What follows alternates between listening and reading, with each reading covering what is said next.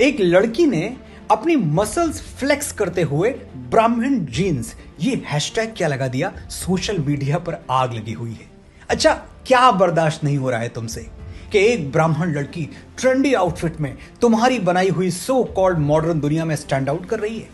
Once upon a time there was a poor Brahmin, ये सड़ा गला नैरेटिव बदल रहा है, ये बर्दाश्त नहीं हो रहा।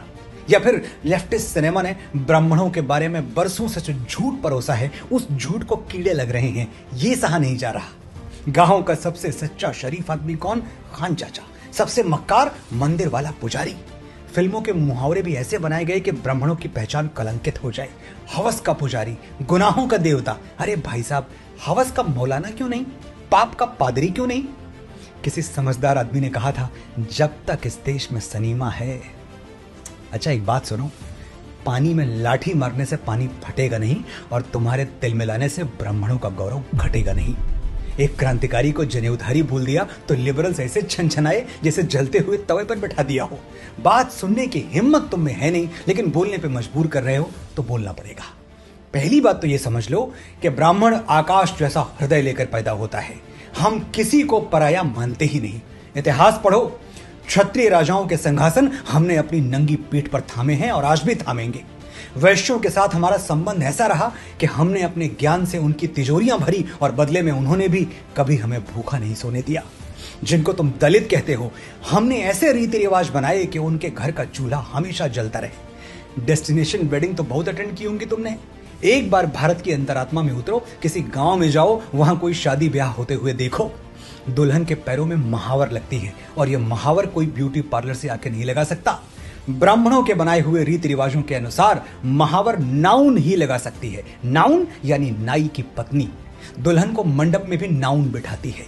दुल्हन की मांग में पहला सिंदूर दूल्हा नहीं भरता, धोबिन भरती है, क्योंकि ब्राह्मणों ने धोबिन को शुभ और मंगल माना है।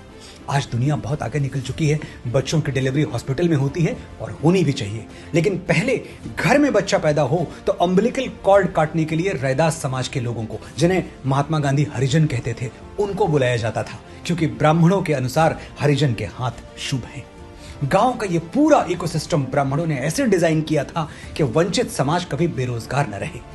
जैसे गुड़ में चींटियां लग जाती हैं, इस सुंदर इकोसिस्टम में भी कुछ कुरीतियां लग गईं।